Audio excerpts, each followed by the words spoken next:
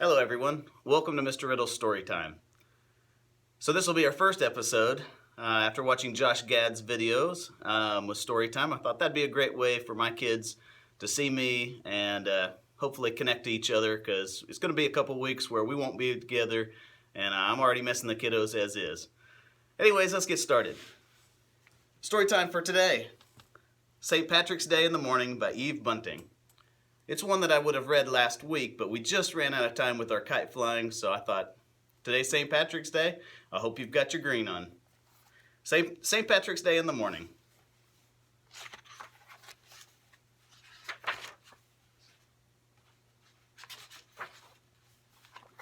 Illustrations by Jan Brett.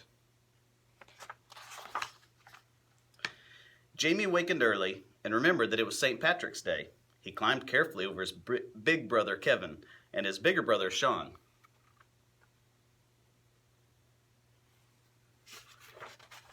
The stairs were cold on his bare feet, and the kitchen was cold too, the fireplace full of dead ashes like chalk.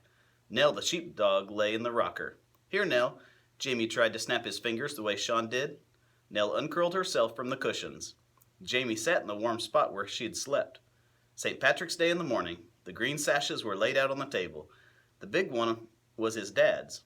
The next biggest was Sean's. The next biggest was Kevin's. Their fringes were crusted with gold. There was no sash for Jamie. "It's not fair, Nell," Jamie said. "I want to walk in the parade too. They say I'm too small, that I couldn't get to the top of Acorn Hill. But what do they know?" Jamie slid off the chair. His mother's raincoat hung behind the door. He put it on, and he put on Dad's black hat and Sean's sash. He took Kevin's flute from the dresser. "Come on, Nell," Jamie said. Outside, the mountains were as green as cat's eyes.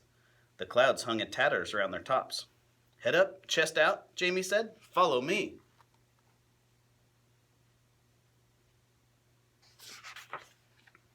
They marched down the street. None of the chimneys was smoking yet. Milk bottles stood on the front steps, waiting to be let in. Kit Kelly's donkey put her head over the gate. "A happy St. Pat's to you, donkey dear," Jamie said. He lifted his hat the way his dad did to the ladies. Kit Kelly's donkey curled her lip. "Silly donkey," Jamie said. "What do you know?" The sky was the color of his mother's pearl brooch, and the one she wore on Sundays. Jamie marched down the middle of Main Street, past the shuttered shops.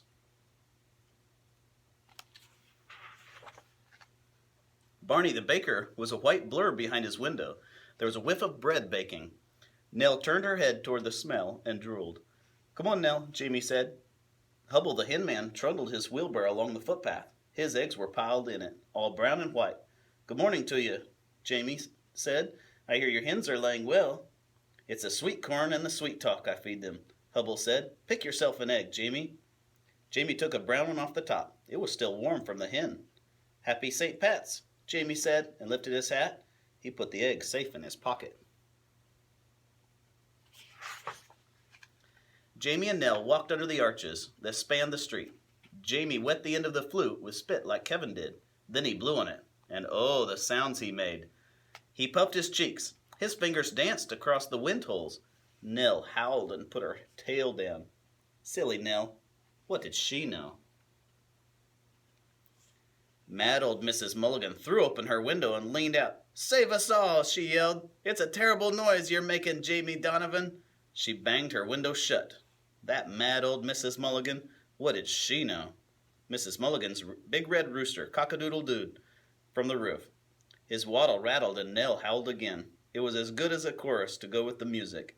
Jamie was sorry there was no one here to hear it. But mad old Mrs. Mulligan. It was hard climbing up Acorn Hill, with all Jamie's breath going into the music. He had better save his strength for the marching, so he put the flute over his shoulder and stepped out. Mrs. Sims of the Halfway Up sweet shop leaned on her half door. "You're the early ones," she said. "Come on in, Jamie. You likely could use some refreshments."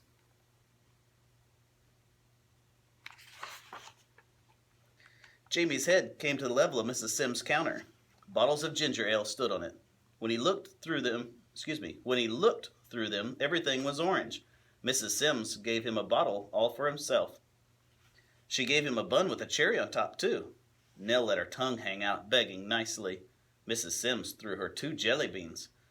Jamie ate his bun, and he put the ginger ale bottle in his other pocket, the one that was carrying the egg. Oh, excuse me, the one that wasn't carrying the egg.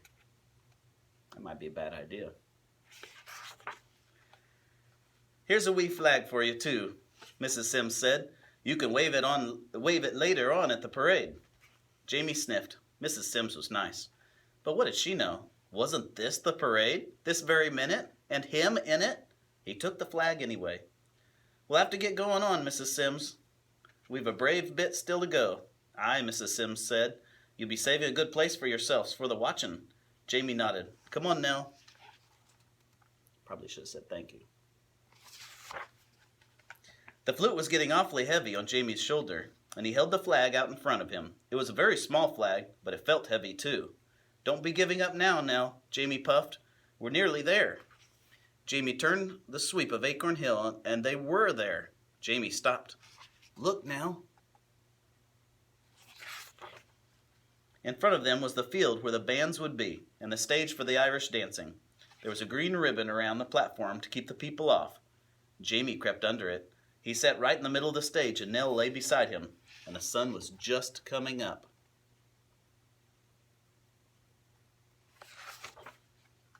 Jamie took the cap off his ginger ale and drank. He poured some in his hand for Nell. And all them were saying I was too small, he said. What did they know? The sun jumped up like a firecracker from behind the mountain. A happy St. Pat's to you, son, Jamie shouted. The words made a great shimmer of sound in the emptiness.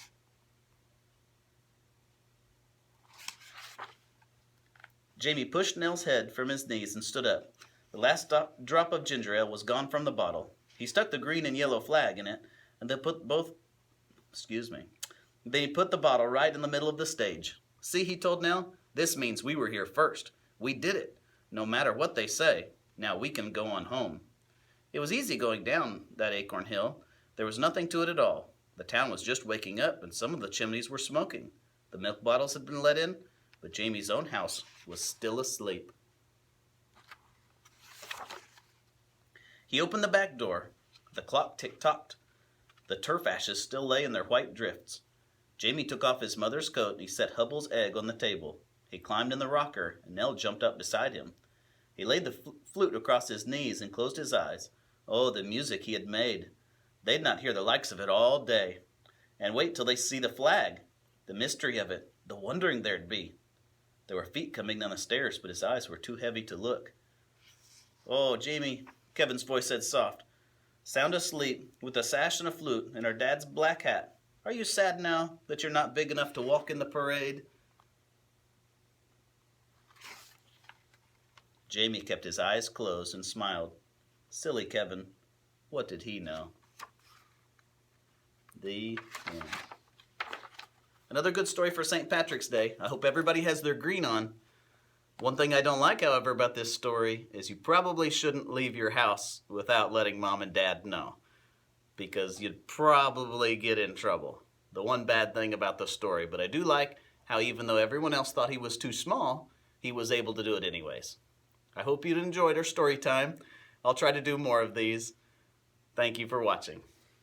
Hope you've got your green. Happy St. Patrick's Day to you.